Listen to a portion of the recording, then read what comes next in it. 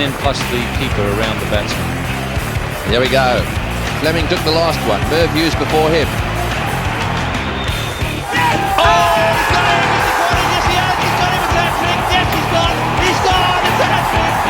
That's a hat-trick to Shane Warne, a great moment in his career. What a catch by David Booth. You won't see many better catches than forward short leg than that one. The Aussies are all around, and have a look at that. Good evening, everyone, and welcome to BBL Supercoach Tragics. I'm going to be hosting tonight. My name is Ross, and tonight I'm joined by Glen, coach of Tigers for Life. And I've also got Daniel, and I've also got Ben from Honeyball as well as a special guest. Welcome, guys. How are we all? Good, mate. Hi, Ross. Have me. Yeah. So tonight we're going to go over some of the double gamers for round 2 and 3. So we're going to go over some scorchers, and we're also going to go over the Heat options as well. But before we do that, and we'll go through some other news, I'll pass over to Ben first. So Ben, obviously, for those who don't know who you are, you run the Honeyball page on Facebook and Twitter. So can you just give the listeners a bit of a rundown on what you do and all that sort of stuff, so where they can find you? Yeah, so essentially covering BBL news and opinions and expert stuff from a Supercoach perspective. So really trying to give you the information you need to make decisions on your team. On Twitter, Honeyball BBL is the handle. Same as Facebook and Instagram. And yeah, just put out a magazine yesterday, which is on sale. Grab that before the season starts, $9.95. It's got all sorts of info. I've interviewed last year's winner, who was like an awesome chat, actually. He gave me heaps of insight, stuff which I hadn't even ever thought about. I've been playing Supercoach for years. Other experts, like former like top 10, top 20 finishers. So guys who've got a good track record. I've chatted to them, got their philosophies and strategies which might help people, get ahead and up their ranking and whatnot. There's all sorts of other stuff in there. Like I've called it a form guide. I've got all the T20 franchise leagues from around the world, and got their stats converted to Supercoach scores. So it's super helpful for guys who you might not have heard of, like new imports and that kind of thing, just to kind of get an idea as to who they are, what they'll score, what their ceilings are. So yeah, all sorts of info like that. It's, if I don't say so myself, it's pretty good. So grab a copy. Yeah, I know that I subscribed to it last year, and I found some of the stats really helpful. And like you said, for the guys who don't really have much of an idea with these overseas players, I'd recommend you get on and buy it. It's one of the best $10 you'll probably spend, and it'll help you out a lot, especially for those serious sort of players who do take it a bit seriously and want to get their rankings right up there. So thanks for that, Ben. It's you do an amazing job. You really do, and we appreciate everything you do, sharing all your articles into our groups and stuff like that for the guys. So we really do appreciate it. So yeah, thanks for that. I'll put the link up on our Tragics page after the pod, guys, and obviously Ross will put it up on BBL Central as well. So If you want to get the magazine, you'll find the link on our page as soon as the pod goes up. All right. Yep. Cool. Thanks for that, Ben. All right. So we're gonna go through the Scorchers side first. So Glenn, have you got written down anything for this? Have you got all that written down there, like what we're going to go through? Or? I do, mate, but the side I've got's a little out of whack. But I'll read out what I've got anyway, and we'll just take out Marsh. So I've got Bancroft and Duplessis. I've got Inglis, Bancroft, then Duplessis, Turner, Hardy, Agar, Richo, Hatzaglu, Ty, and Dorf. So Ben, you're being a Scorchers fan and obviously know a lot. Is that pretty close, do you think, to where the batting lineup will go, or do you see Bancroft and Inglis opening? I may have missed the start of that, actually. I apologise. I was trying to scramble to find my own preferred 11. Did you have Inglis opening with who? Yeah, Bancroft and Inglis opening. Faf at 3. And who'd you have at 4? He had Turner at 4, I think. Yeah, Turner at 4. So I've just dropped it all down 1 from what I normally had. So yeah, I've got Bancroft, Inglis opening, and then I've got Duplessis coming in at 4, and then I think Turner, who's normally a 5, drops up 1. There could be a chance that Hardy goes up the order, I was thinking. Yeah, a lot of it depends on this new signing, the guy who replaces Salt. Yeah. Because they've got that one foreign spot left. They've been pretty public about the fact they want a batsman. So I feel like they'll get someone to come into that top four. Yeah. But I feel like in the meantime, when they don't have that player, someone like Nick Hobson, I reckon, comes in. Yeah. I reckon Inglis and Hobson opening. Then you've got Faf at 3, Bancroft at 4, Turner, like you said, at 5, then Hardy, Agar. That's your 7 bats, and then your bowlers after that is what I'm thinking. But they're so hard to predict right now just because the Marsh and Salt news is so fresh. Like, it's only been a week. Yeah. So they're scrambling to get cover. I know they play a practice game tomorrow and also on Friday, so that might be helpful to kind of get a bit of a guide as to what they're thinking. Yeah. Yeah, it would have been. We were only saying on the pod the other day, Ben, that about McSweeney, that I'm surprised that Scorchers haven't approached McSweeney. He's been in such good form this year that I just can't believe he hasn't been signed up yet. Yeah, well, he's probably because he's going to the Heat, so he'll be going to the Brisbane Heat as a replacement player. Oh, okay. I haven't made that public yet, but it's You have now. well, yeah, pretty much. It's not really a huge secret. It's Okay. they need cover for Kawaja and Marnus, who are in the test squad. That obviously can't be good for young Josh Brown because there's been a lot of raps on him as well too. So I can't see him probably getting until probably later in the season once probably the international players go home, right? Because they lose Billings and Munro mid-season or something, don't they? Yeah, they're going to one of the other T20 leagues.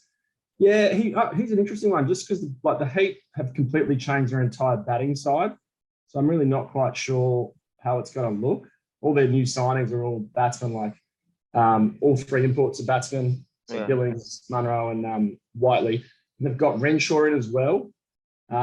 So it's pretty unclear what they're going to do. And they've actually said that Pearson's going to keep. So that's another guy who needs to be in the top 7.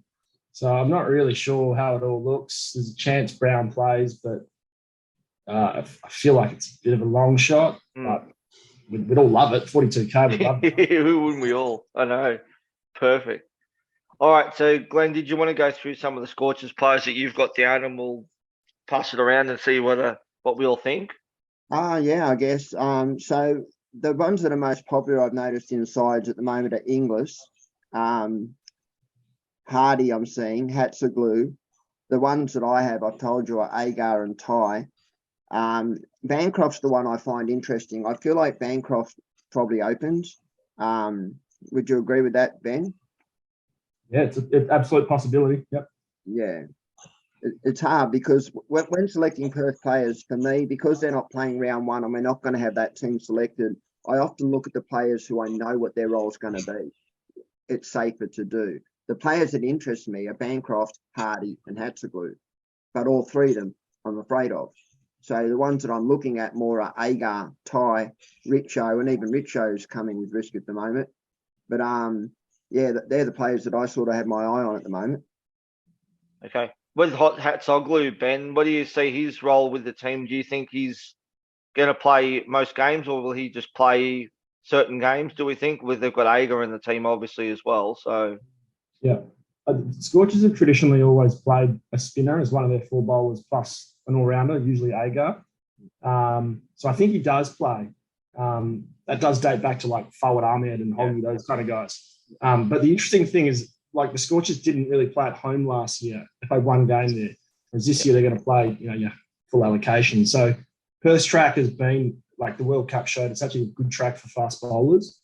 So it's a bit of a flag, I reckon, that he's not always going to be there. But I do think just you go back to the traditional selection of them always picking a spinner. And he's actually been going pretty well. He's in that Abu Dhabi T10 league, which has just finished, and it was quite good.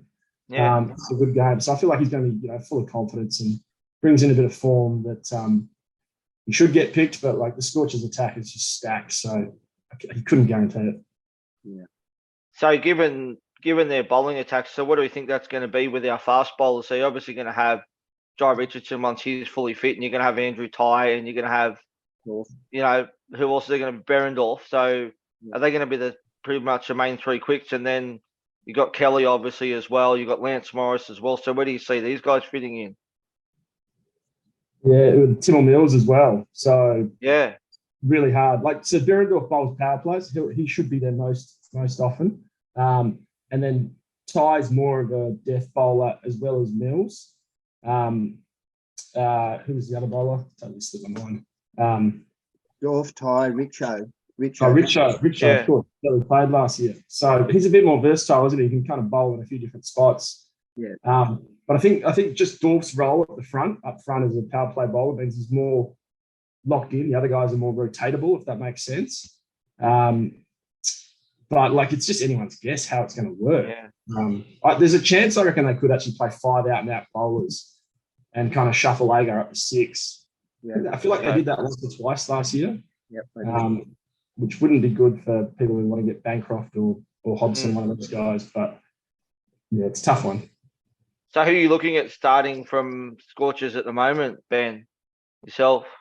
Well, I don't have a team this year. I've retired from fantasy, so All right, okay. so I haven't had to like really make these tough decisions. But I would, to be honest, part of me would be thinking if I have to pick one, it would be one of the bowlers. Scorchers attacks recently been really, really good. Yeah.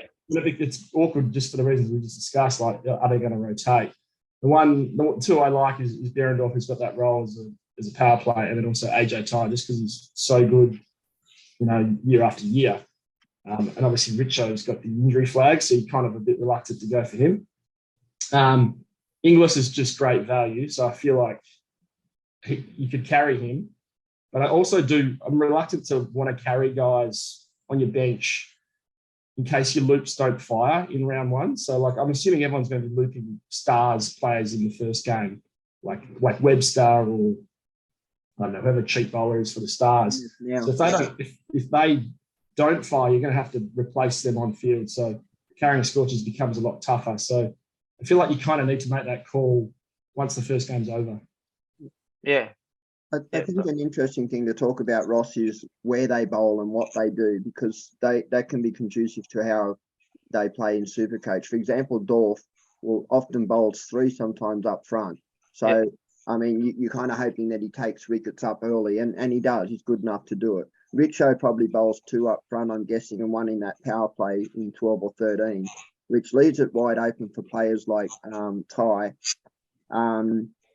And whoever the other quick is that they bring in, if that's Hardy, could possibly bowl some of those overs, or someone like Kelly or Mills. Yeah.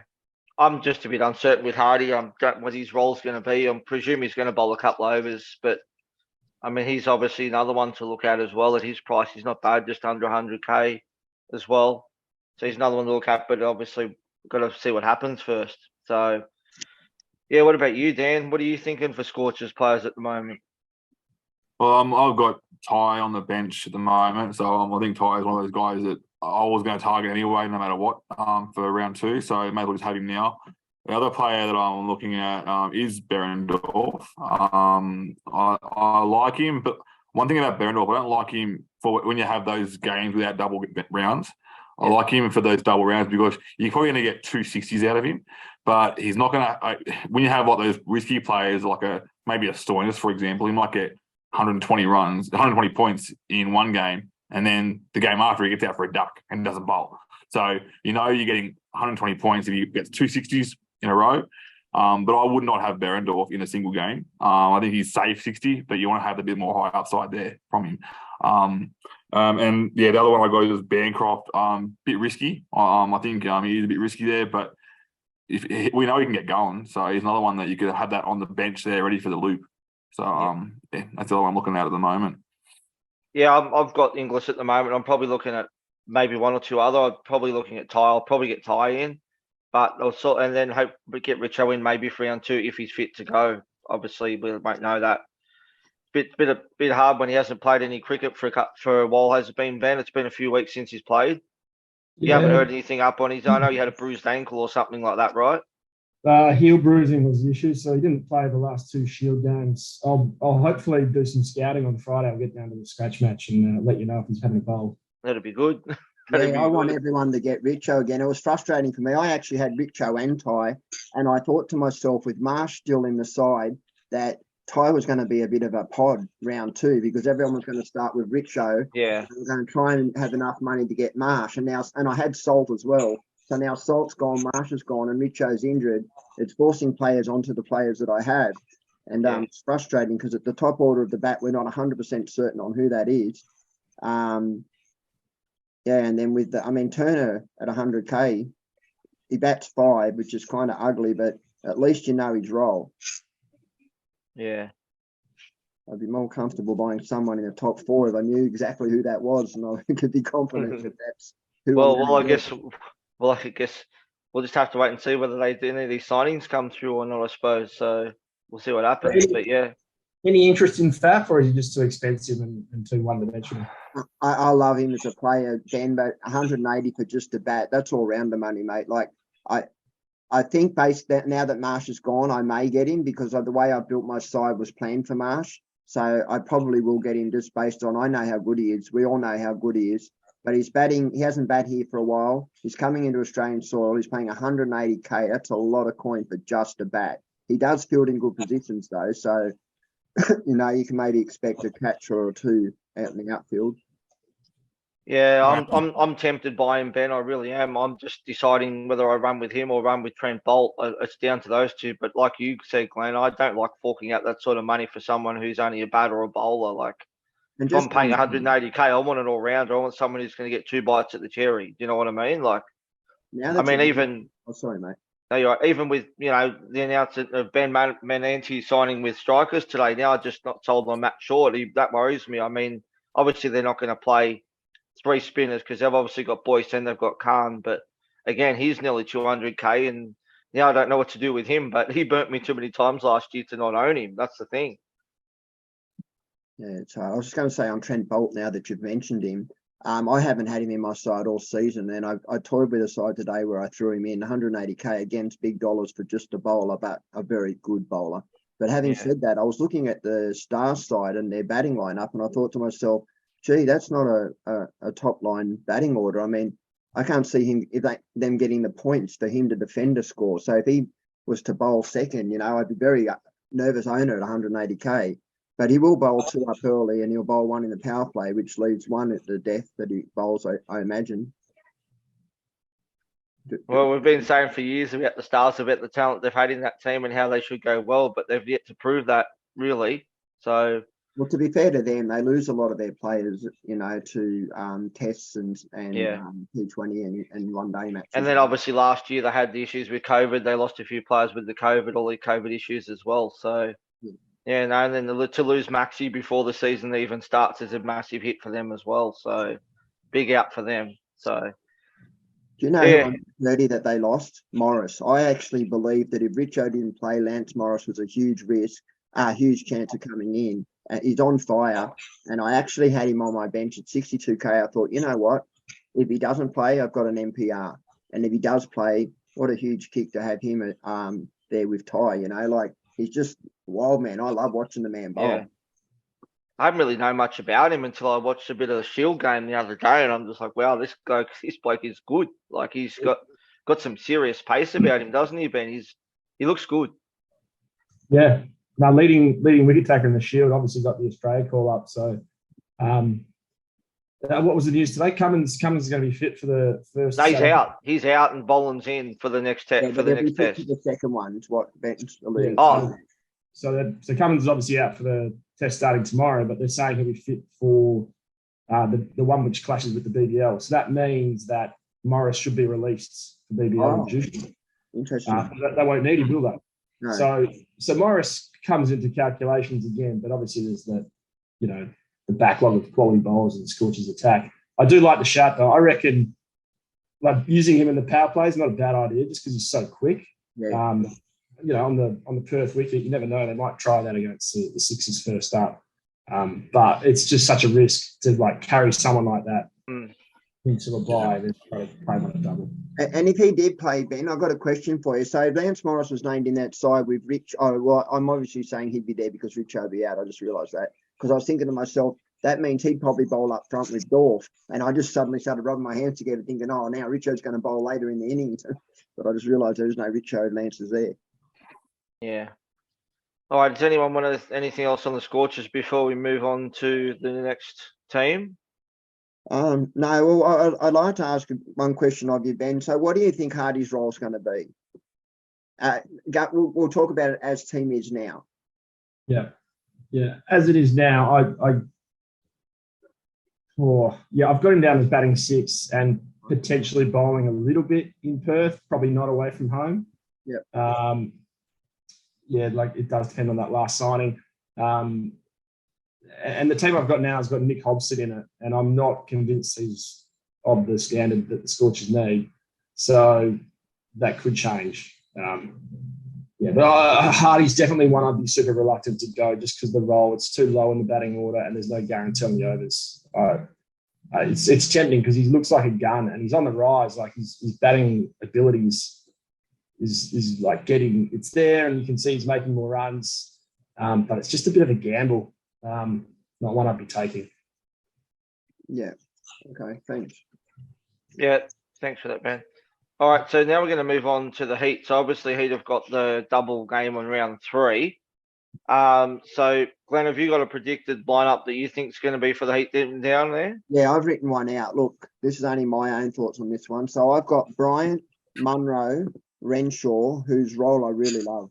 Renshaw, Billings, Whiteley, Pearson, Basley, Nisa, Bartlett, Steckity, and Swepson. I have starting. They have so many like-for-like players. There's players also like Wilderness, Prestridge, them sort of players. They have a lot of very similar players in Renshaw, Basley, Nisa, Bartlett, you could argue, and even Wilderness, that all play a very similar role, except for Renshaw's bowling is a bit different. But it's an interesting. I actually like to look at this side. There's a lot of bat in it. There's a lot of depth in their batting. Yeah. Okay. What about you, Ben? What have you got as your predicted 11 for the Heat? What are you thinking? Yeah, not too dissimilar with the batsman there. I've seen Max Bryant batting at 5 for Queensland, and I kind of sensing they may shuffle him down the order potentially. So that's one which may happen, may not happen. Glen might be right on the money. I'm not sure on that. But like Munro can open, Renshaw can open. So they've got a bit of flexibility up there. I also really like Renshaw as an option just because I feel like he might bowl a bit. The fact that they've come out and said that Pearson's going to keep means it's just another batsman in the order, which means maybe Basley doesn't actually play. I know Basley was really good last year, but if Basley drops out, suddenly Renshaw becomes the 5th bowler and is really attractive. So, but I tend to agree with Glen's batting lineup. And then the bowling lineup, there's probably, Nessa, Steckity, Kuhneman, Schwepson's probably the pick of the bunch, Bartlett maybe. Those guys will make up the 4, you'd think. Yeah. Okay. Yeah, it'll be interesting to see. Renshaw definitely could be an option. I mean, he's pretty reasonably priced as well, Renshaw, so he could be definitely one to look at. But so where do we see Billings sliding in the order then? Do we think about 4 or 5? We think, I've got him at 4. But I think what Ben said earlier with Brian, I actually agree that there's a chance that he could shuffle down the order and Renshaw could open. And this is going to sound way out there, but I could even see a scenario where Pearson opens or someone else comes up the top of that order. Now the captain, he has batted with success opening. I don't know if you remember, but when he did open, he batted very well.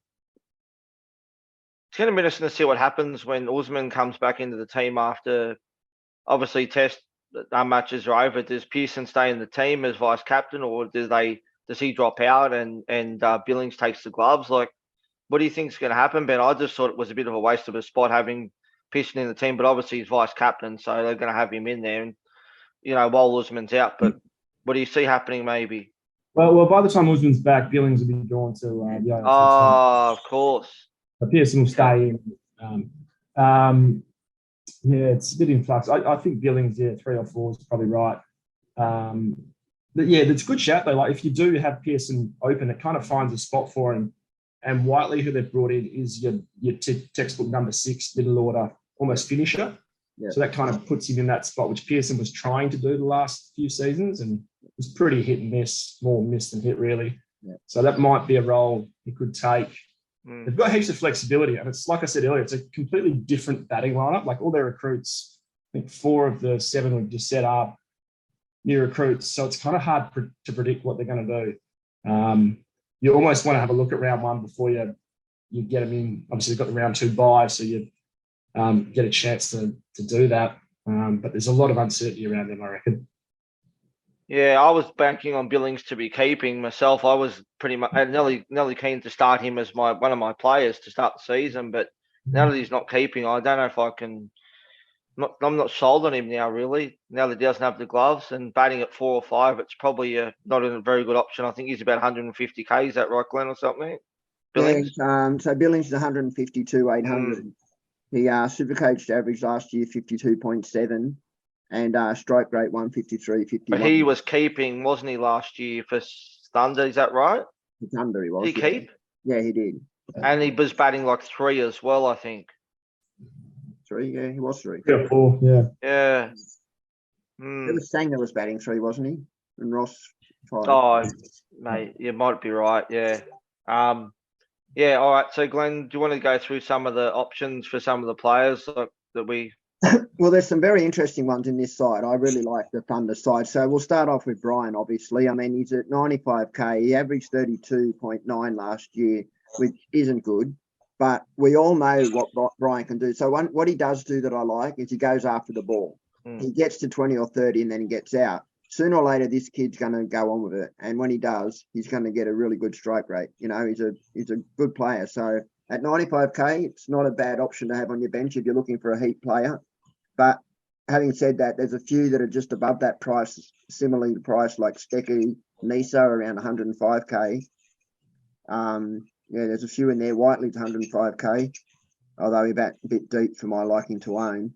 But Nisa's 107k. Steckerty's 177, is it? Have I got that wrong? Or 117? It must be 117 because I remember him being 77, I reckon. It's quite expensive. Was he? Really? See, 177 Steckity. Wow. It's quite expensive. Yeah, it must have been Swepson. It was Swepson and Nisa are the same price. I knew there was one of them were close together. It's Swepson. You're right, man. It's 177. Right. So, out of who have you got at the moment, Pete? Who are you looking at, Glenn, to start? So I have Nisa, upper bowl with Ty, and I actually have Pearson as my other keeper, but it's more based on so I can get other two out. He's not actually there to play. He's there so that I can rotate. And I looked at other options, and the options that I could use between the money between him and Wade, I could actually bolster elsewhere. So that was my thought process there. I'm actually hoping that Supercoach brings in an NPR at 42k at keeper. Can you make that happen, Ben, somehow? NPR keeper. There's a miracle. It'd be nice. Yeah, look, I don't mind the Pearson go, especially if he's going to open. I think he'll be a very popular choice if he opens the batting. But well, if he opens, of course, yeah. Same with Max Bryant. I like Max Bryant, but I don't know about if he's batting at 5. I don't know if I like him if he's there, but if he's opening, definitely be looking at him. And I'm with you, like Nessa, and I think Swepson's just ultra consistency too. So I like him as well. But yeah, I owned Steckity last year, and Steckity was really good for me too. But don't know if I can pay 177 for him though. That's the thing. Well, I mean, most people will jump on Renshaw. I think anyone that knows how to play Supercoach will be getting Renshaw because he's batting 3 and likely to throw 2 over with a double. So you're probably getting 24 balls out of him and bats twice, and he's a good bat. He's a good player.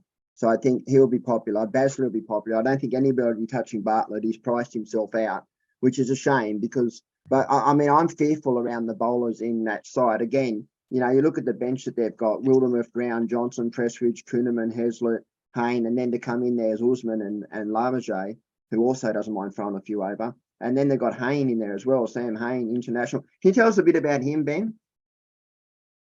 Oh, put you on the spot. Sorry, mate. He's actually originally from Queensland, weirdly. Is that right? Yeah, he bats about 4 or 5. Had a reasonable T20 blast season. There was one game he got 100 and like just a massive score, obviously, Supercoach wise, but otherwise he was, you know, your textbook kind of 20s, 30s guy. So not sure he's going to be your go. He's probably only going to play second half of the season anyway. So yeah, he's okay. Nothing special. Okay, yeah. I looked up his numbers the other day, but I usually go on YouTube and look up new players I don't know. And I usually know most of the internationals, but his name just didn't stand out to me. And when I spoke to other people, they're like, "Oh, how do you don't know him?" I said, "Well, I don't." You know, so So his T20 Blast Supercoach average was 43.23. Okay. So that's pretty good. Yeah. 13 games, 3 scores, 100 plus. So that's kind of what I was alluding to before. Like had a few amazing games, but what is there? 9 scores under 50. So you kind of feast or famine kind of player. Batting 4 or 5, middle order players are risky. Very volatile position, bat. Mm. It's something people want to be aware of in Supercoach. When you're doing your looping, do it from your keeper or your bat because it's such a volatile position.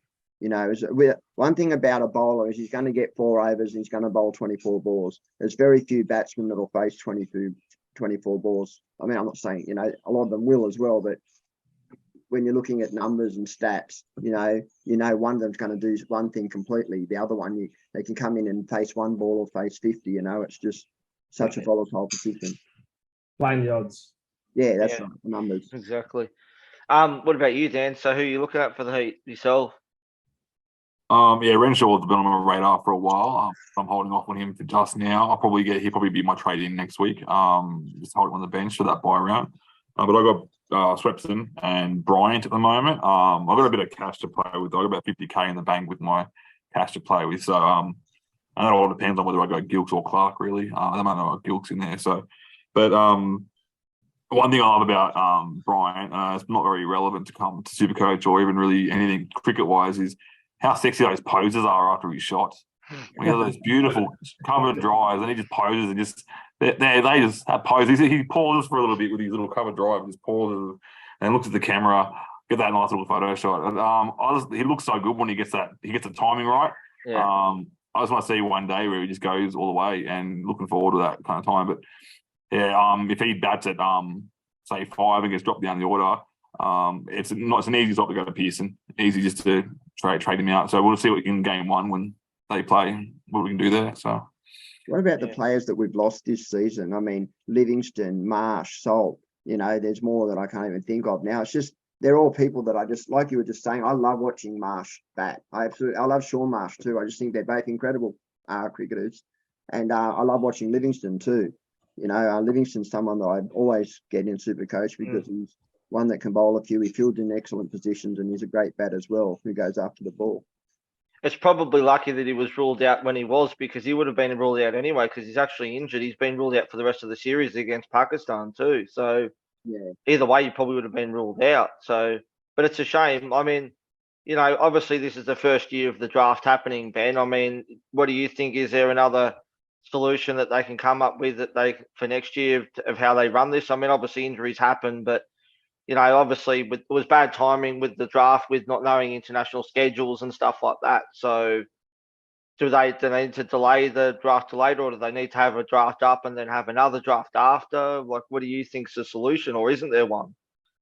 Yeah, it's tough, isn't it? Like, I think it was too early. Like August for a comp starts in December. It's so hard to really know availability at that point, even though availability seemed like it was the buzzword on the night. Everyone was talking about players having availability. But like it just changes so quickly in cricket. Like tours pop up and people get injured.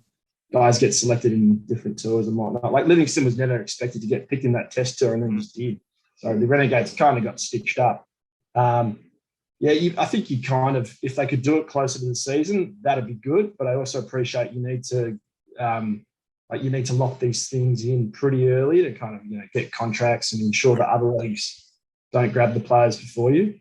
I don't think there's a perfect solution to this. I feel like the nature is that these other leagues like the ILT20, the SA20 comps have just got more money because the IPL are pumping money into them. So we're always going to lose players to them. We need to probably just recognise that the glamour, the big name players are going to come and just do short stints. They're not going to hang around for 2 months because it's just such a long season. And, Australia's far away from their homes. Pretty unrealistic to kind of expect that. So, it's. I don't think there's a perfect solution, and I don't think recruiting guys who are going to be here for 4 weeks is how you should use your number 1 pick. So it's really awkward. I mean, obviously we don't know dollars, but are these guys getting paid like reasonably money to come and play in these things, or does it depend on who the player is and how long they're here for? Like, you got any idea on how it all works? Yeah, so the the tiers of the draft were all on pay grade. So I think it was the top one was platinum from memory. The second was gold or bronze or something like that. I can't remember exactly, but they were kind of tiered pay grades. I couldn't tell you the precise number, but it was quite significant for the guys at the top. Almost caused a bit of angst amongst other players because, like, the domestic players, are like, why are they getting paid so much for a couple of weeks and I'm not? So you almost can't go too high because you piss off the rest of them. So there's all sorts of balancing acts going on there, and it feels like it's tough to really find a good solution. Do you reckon it'd be better if they bought BBL forward a month? I think the broadcasters have the ultimate say, and they want the summer holidays. Just because that's when people are at home, and it's a family product. And it's got that nightly kind of regularity, which makes it work well. You know that it's going to be on TV at 7:10 or whatever it is. So I think the time slot it's good. It's probably too long, but the broadcasters ultimately want that. Yeah. I'm a massive cricket fan myself, Ben, as you are too, and obviously T20s seems to be taking over the game at the moment, right? That's just where all the big dollars and everything is, because that's what they're investing in. But for me, I'm a massive Test cricket fan, and I can sit there and watch 5 days of Test cricket, no problems at all. Sit in front of the TV 8 hours a day, 5 days, like. See, I get why they're doing this T20. It's good for the families and young kids to get out there and watch a quick game of cricket and whatever else. But I feel like this game is just killing Test cricket. I mean, look at the crowd they had at the Perth Test the other day. It's very disappointing, isn't it? Like, obviously ticket prices and the day out for costing to go to the cricket is very expensive at the moment. What do you see the future for Test cricket in regards to getting crowds and everything back to the games? The Ashes was great, wasn't it? Yeah. So, like, the quality of opponent has a huge say.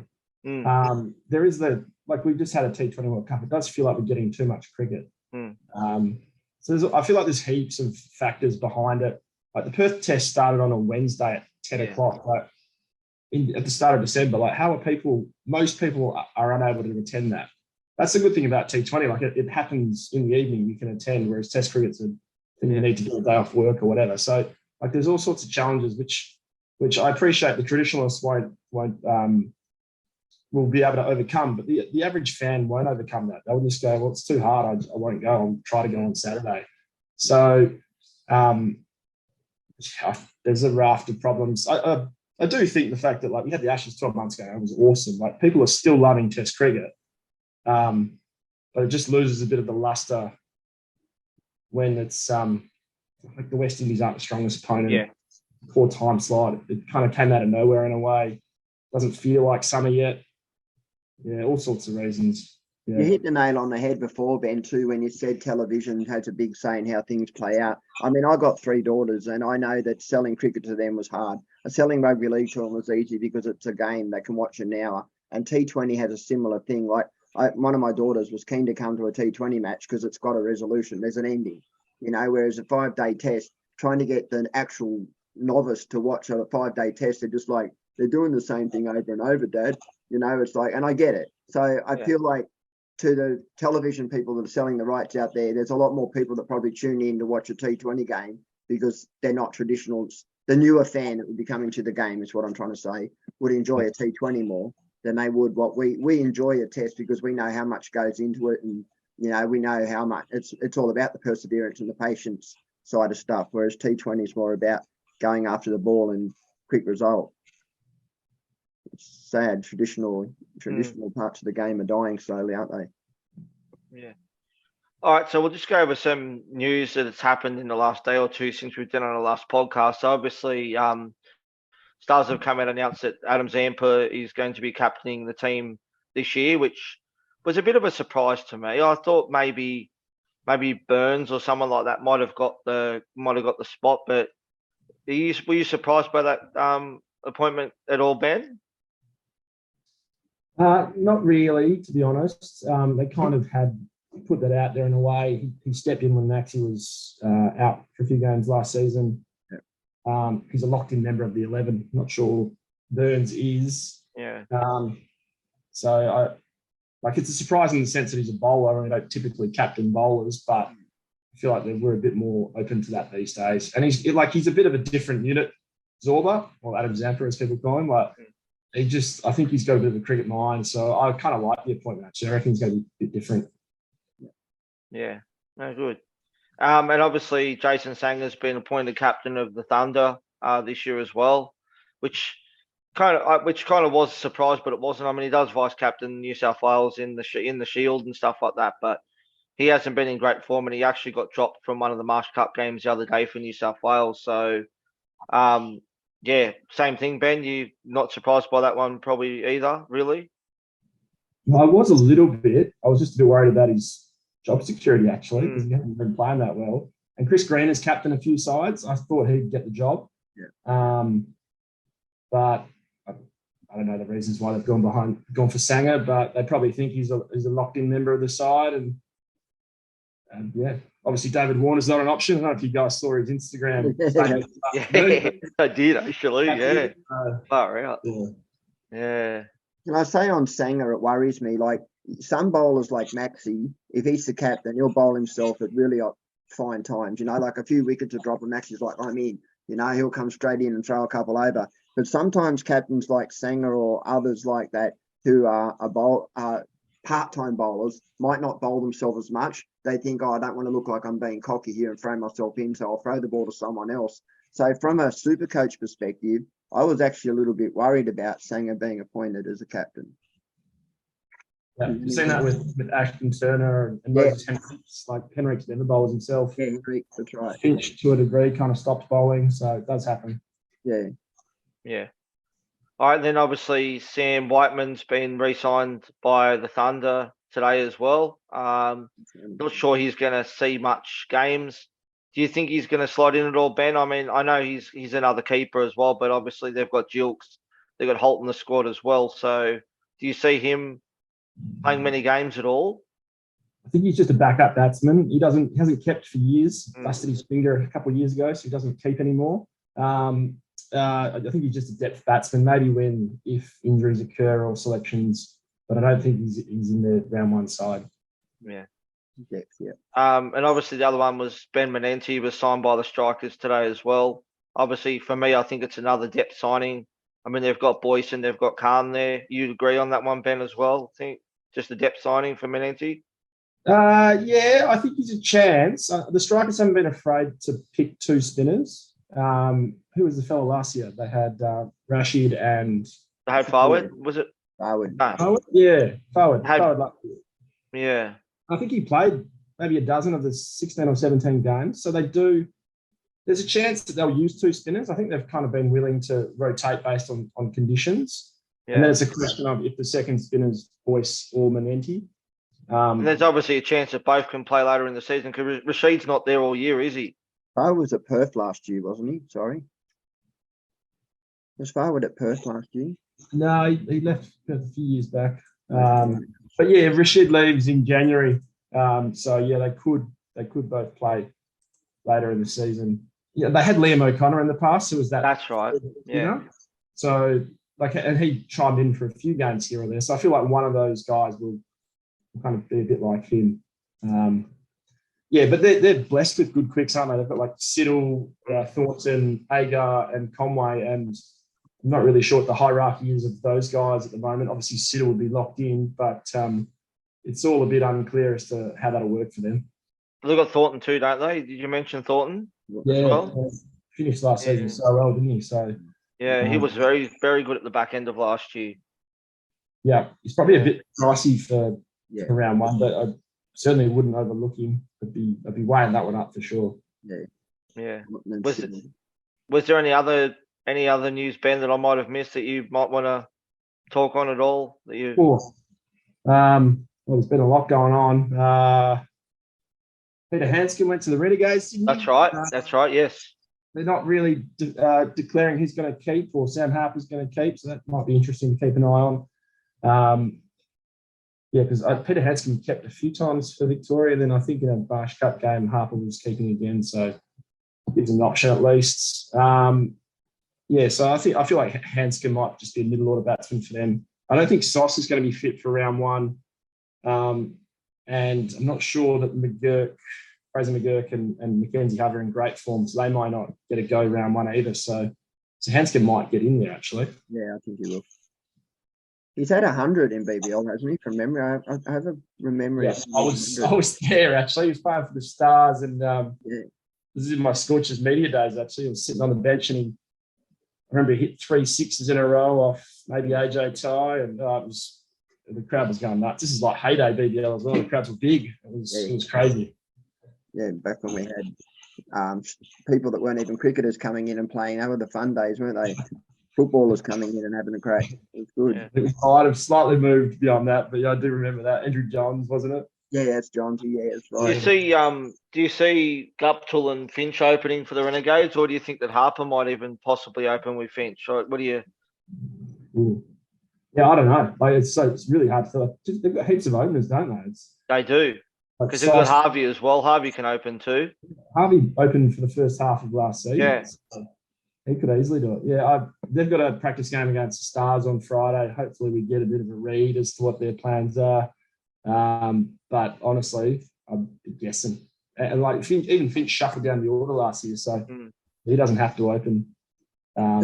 Harvey and Harbour opening, I really like at that Melbourne ground because it's such a big ground. They're so quick between the wickets, and it's really annoying if you've got a bowler against them. Like I've seen Rashid Khan bowling against Harvey and Harper, and they were just knocking it for 2 and 1s and 2s, and they just kept running, and it was killing. I was like, and I remember saying to my son before, I said, if Harvey and Harper open, you've got to really watch who you've got bowling at them because they notch along points really quickly and just running between the wickets. They don't play at-risk cricket. They just play along the ground, and it's really difficult to dislodge them from the crease. It could be good. Can I ask you a question, Ben and Dan, all of you? Which side do you see when you look at the sides that have been made up this year as the most improved? Which one do you think, looks like they could sneak up the order? Most improved, I'd say the Heat. I like the Heat. They've always had issues with their batting depth, and I think they've improved that really well this year. And then even we mentioned their bowling depth as well. They've got a heap of bowlers, fringe bowlers there that can step up as well. And a lot of those guys are all-rounders as well, like Wildermuth and even Bartlett and Baisley can hit a ball pretty hard too. Yeah. So I reckon they'll be most improved. I don't know that they'll win it, but they'll definitely be more improved than last year for sure.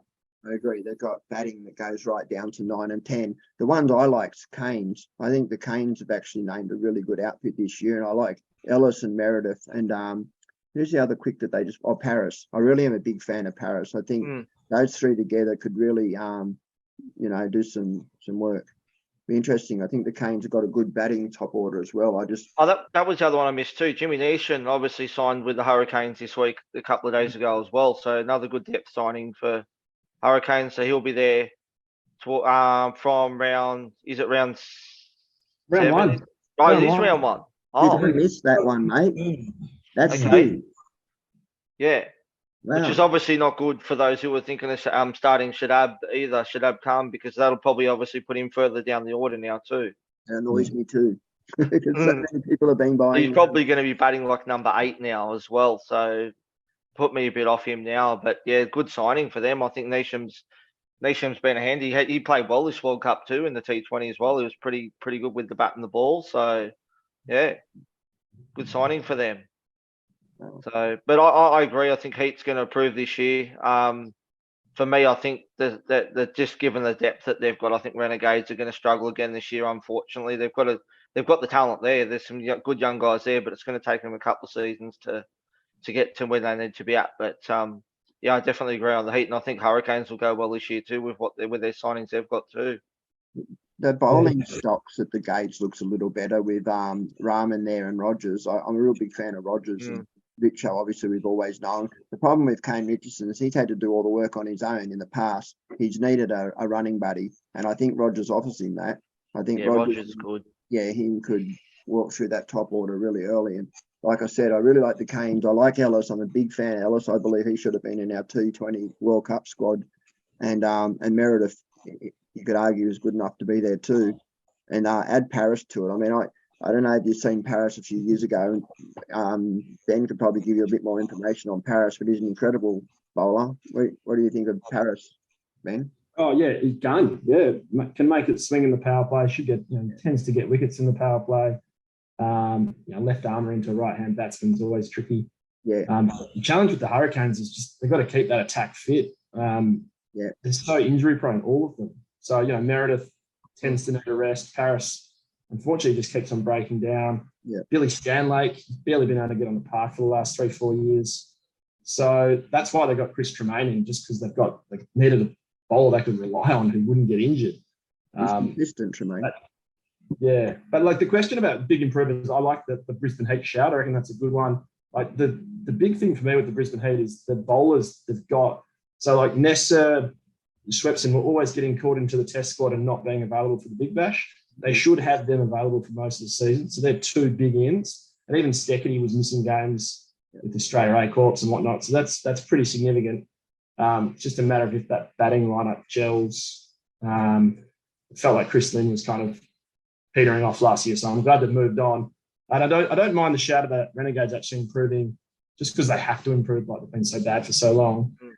And like you said, the bowlers look good. They've got a West Indian, Akil Hussain, who is he's a gun. He's going to be really good. He's potentially someone I would consider. I think he's like 105k. He's pretty cheap. But he was like the bowler of the tournament at the Abu Dhabi T10 leg, which just finished. Takes usually 2 wickets a game and bowls really economically. So it could be someone who gets you 60 points every week, which are the guys you want. And they picked up like Johnny Wells, who's just a good BBL player, just to shore up that middle order. But I think their big issue is they're just top heavy and they don't know what their best batting lineup is. Yeah, I like the Hussain shout, mate, at 105k with the dual game round 5. I actually might look a bit more into that one. That's a good shout, actually, Ben. Yeah, I don't think he's going to be taking bags of wickets, but he should get you a couple each game and economy rate bonus points. So should be a solid performer. Definitely someone on the double you want to get in, I reckon. Yeah, absolutely. And I like to get them ones early because when a lot of people go 3 for 3 for 3 for 3. So if you can get a couple of those ones in between, so everyone will jump on. They'll get Richardson and they'll get the 3 big ones. They'll probably get S Marsh or Finch or something like that. And then if you've got that one ahead of the game, it's just that extra number that gets you that, and even if he does get me 60 in each of them, that's 120 I can add with my other jewels that everyone else has. I really like that shout. Actually, I'm going to have a look more at that one. That's a really good tip, Ben. I like that one. Just one other thing I want to throw at you. We talked about Billings before, and he's not wicket keeping. Yep. Quickly crunch some numbers while we're chatting. So last year he got 474 points for the season. 105 of those were from fielding. So if he's not wicket keeping, you wouldn't expect him to get 105. So that was around about a quarter of his points. So that's a pretty significant hit to what was last year a 52 average. It might drop down to 40, 45. So I reckon that's a big factor to not go for Billings, in my opinion. Yeah. All right, Glenn, did we have any questions come through on the Facebook page at all? Can you have a little chat? And I'll say the first question was someone asked, just let me find them. One of them asked about the looping option, which Dan's going to cover at the end. Just give me a second. I did send it to Dan earlier, the other questions. Let me just find them. Sorry, mate. Oh, here we go. So this is my first year playing BBL, guys, and I have a question. I forgot the loop. It is like, all right, so we'll come back to that one. How much attention do you pay to the schedule? I'm tempted by Vince from the Sixers, which I actually think points per dollar is not a bad shout. I've been saying that for weeks if anyone's been listening. Perth, Hobart and Stars before their double, which doesn't look that easy. There's been some talk about Hardy getting a bigger role. I know we can't tell the future, but what kind of role do you think he gets? We've already sort of addressed that. And will he bat 3 and bowl a couple of overs? So no, he won't bat 3, I don't think. And the last part of that question was Heat play Renegades who don't have a great batting lineup at Carsales, where there was plenty of wickets for spinners when Australia played New Zealand. I'm not sure what the question is here. Who do you think gets the nod for the Heat out? Swepson and Kuhnemann? Swepson. That's not even. That's not even. Yeah. As you said before, Swepson, Steckity, and Nisa have always been just on the fringe or called into test sides quite often. So the fact that they've got them 3 available with Bartley, Basley, what's his name, Wildermuth, they've got quite a good bowling stock there. And you add with that players like Renshaw, that can throw a couple over as well. I agree, they're an interesting side, the Heat. But the main question he was asked there, which we're going to address at the end, Dan, was the looping. We're going to open up at the end the screen, and Dan's going to put a team up and he's going to talk it through for you guys about looping. So that will be answered. Well, just on McSweeney, Ben, like, because I know it's not, nothing's official yet that he may be signing with the Heat. Like, he can actually bowl some overs too. So, is there a good chance that if he does come into that team that he takes overs off Renshaw, or do you think he probably won't bowl? Because I have seen him bowl in the Shield and the Marsh Cup game. So, do you see him getting anything with the ball? Well, I think so. Yeah, like when he comes into the side, assuming he does when Munro and the other imports head off. I think he'd be there to bowl a few overs. He's bowled pretty well for South Australia in the Marsh Cup this season.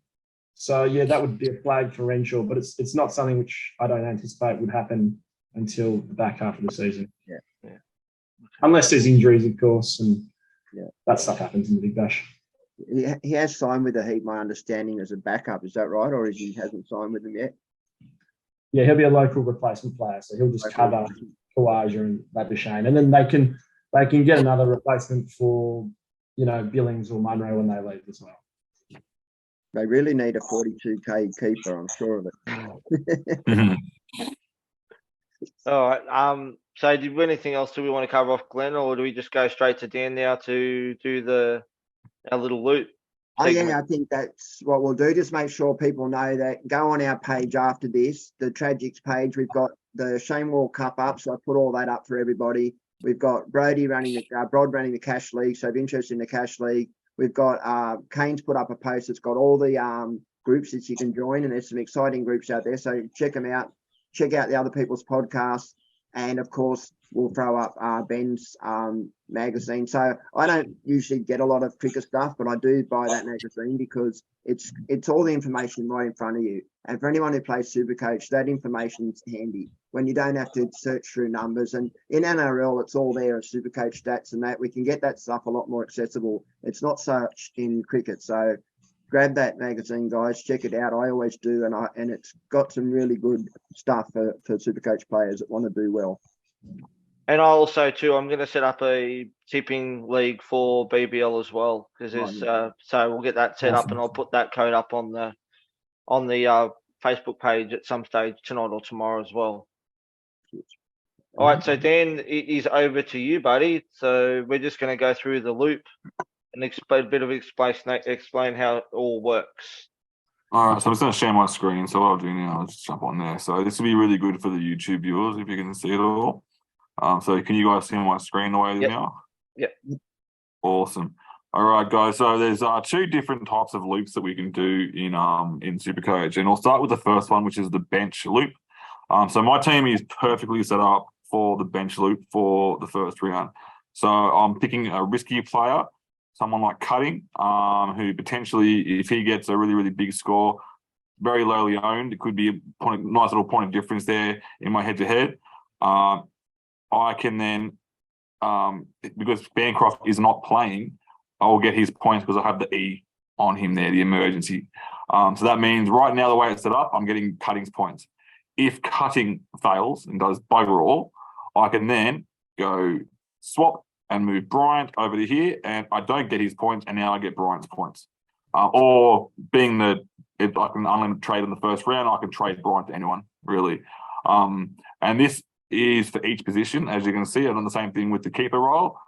Gilk's there, very risky player. I've got Inglis ready for next week. But if Gilk's fails, I might look at someone like bringing in, got a bit of money up there. I could make a few changes and bring in someone like Philippe. I don't really like any of the keeping options over at Adelaide, who played the other double game. The next one, when you have your team set up like this, set the VC captain loop, which is pretty much the same as everything. Rugby league, AFL, you name it. So right now I've got Hales as my VC, being a bat only option, has a chance to get a quick 0, or he can get a nice little 120 for me. What I will then do, I would go and put the captain on Inglis, which means I now get his points, and my AE will come from my emergency over here. So yeah, this is the best way to do your loops. I tend to always do my loops I always put my emergencies one per position, because you will get a loop for every single position. So if anyone has any other questions, feel free to pop them up in the chat. We can hopefully I'll answer all the questions here. And it's ignore my team. This isn't how it's going to end. It's going to be a bit different than this. So Can I speak to something on your team, Dan? I was hoping you wouldn't. But yeah. I'm going to. This is for other people out there that don't know. So can you go back to your batting section, please, mate? Yep. So what Dan's done here would be a mistake if this was the team he was to start with, and I'll tell him why. So he's got Inglis, he's got Bancroft, and he's got Gilks as his three keepers. But round 2, Thunder and Perth have a duel, which means he's going to want all three of them to be on the field. So he needs an NPR keeper playing from another side, for example, Heat, who he could move down. So ideally what you would like to do is have Bancroft as someone, so let's say Pearson. So next round he moves Pearson down to where Gilks is, brings Gilks up to where Pearson is. Then he's able to bring him onto the field, and then he's still got that Heat player who has a bye round 2, as he can use as his dual game week player, which obviously you can do with and especially if Pearson does open the batting, then I can go Bryant to Pearson, and that solves that problem straight away, like you said. So absolutely, yeah. But I just wanted to make sure other people knew. Like I know you know, but I just thought there are people out there that'll have someone like Philippe, Gilks, and Inglis. And then next week they'll go, oh shit, I've got to put 160k on my bench, Philippe, to move Gilks and Inglis out there.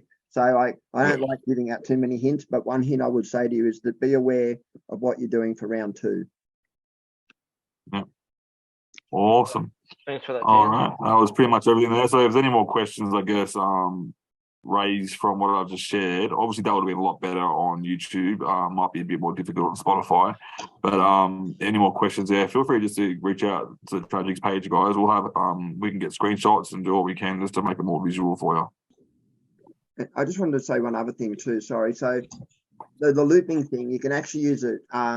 You can put your captain on, for example, if you've got someone playing in the last game in the double, and you've got someone playing in the first, you may well be in a position where you can keep your NPR on from Perth, get the first 2 scores from the first one, and if you don't like what you've seen, you get a chance to go for the second. It doesn't always work out. It wouldn't in this particular round, but in some rounds you can actually get to see both scores, and then correct. Yeah.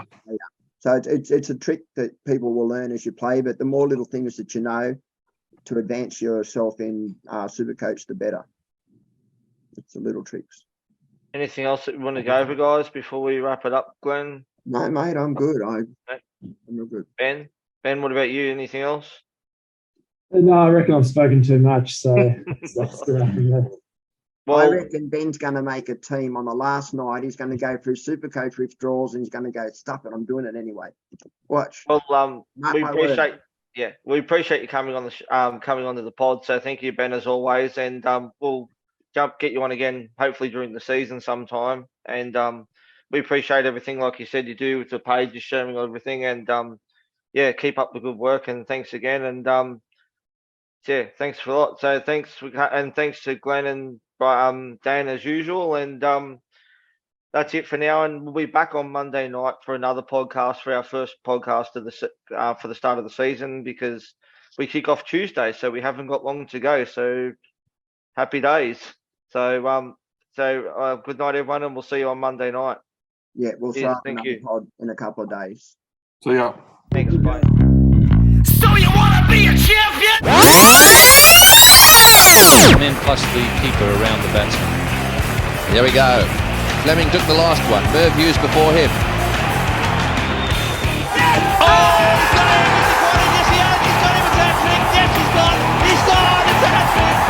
That's a hat-trick to Shane Warne, a great moment in his career. What a catch by David Boot. You won't see many better catches at forward short leg than that one. The Aussies are all around, and have a look at that.